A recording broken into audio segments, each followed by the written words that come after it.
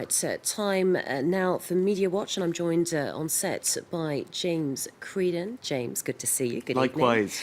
evening. We're going to start with what we were just talking about a couple of minutes ago, the first debate in the run-up to French elections next year, French presidential elections. It's a primary debate on the French right, and it's just starting in a few minutes from now. That's right. So just a quick look. Mark Perlman was telling us about all of the different issues that may come up in this primary debate, first of three. But let's take a look at how the French media is looking into it. As this headline in Le Monde says, a first debate with under high tension, or a lot of tension in the run-up to it. We've got 7 candidates, and of course Juppé, who is pictured on the top there, third from the left, and Nicolas Sarkozy directly below him are the two sort of front runners. Alain Juppé ahead in the polls. Now, a lot of people are wondering, is it going to be a dirty debate? Is it going to be the likes of what we've been seeing in the American election?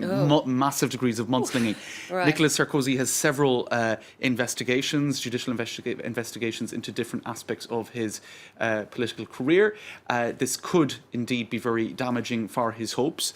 And so many people are wondering, is it going to be brought up? Now, Alain Juppé, who himself in 2004 was embroiled in a court case over fake jobs at the Paris, when he was when Jacques Chirac was the mayor of Paris. It's a kind of a complex and long story, but he spent some time in exile in Quebec over that, in fact, and he did have a condemnation in the courts.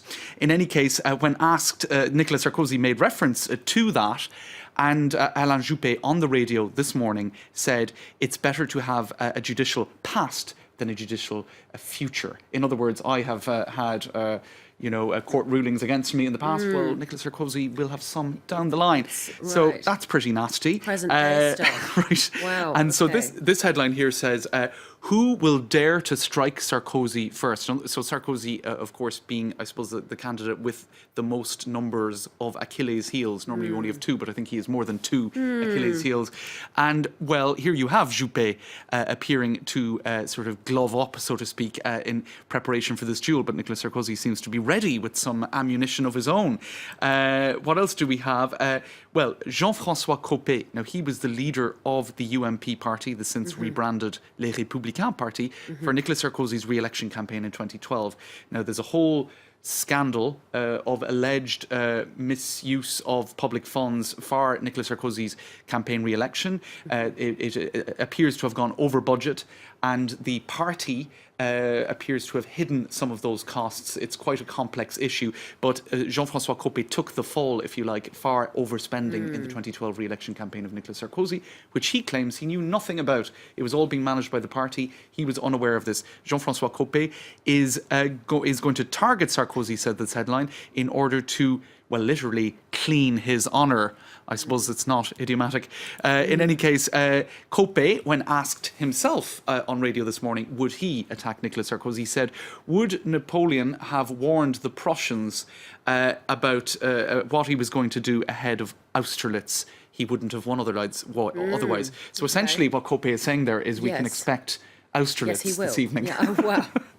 It's going to be interesting. Fireworks, I suspect. Okay. Well, next, are we heading into World War III? If you're reading some Russian media, you might think so. That's right. What's going on there? This is an interesting piece in Libération, the left-leaning daily today. They've picked up a piece by AFP news agency. And so the tensions in particular with the US over what's happening in Aleppo, over the airstrikes, over the breakdown of talks between Washington and Moscow on the 3rd of October are being depicted as very serious in the Russian media. If you look at Russia 24, they're reporting on anti-nuclear war shelters in Moscow.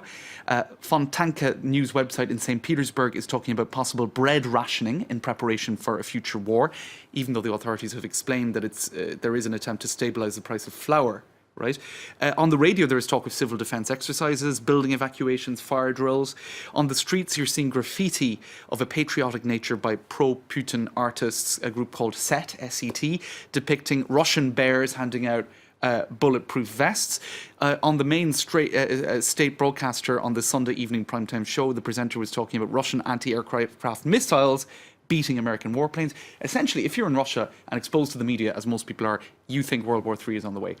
Now, just very quickly, let's get to Mr. Dillon. There's some tweets online about it. Right. He deserves it, says one Twitter user, the greatest poet alive, greatest living poet. Another saying, longest running bet in history of Nobel Prize just got resolved. He wins it for literature and not for peace.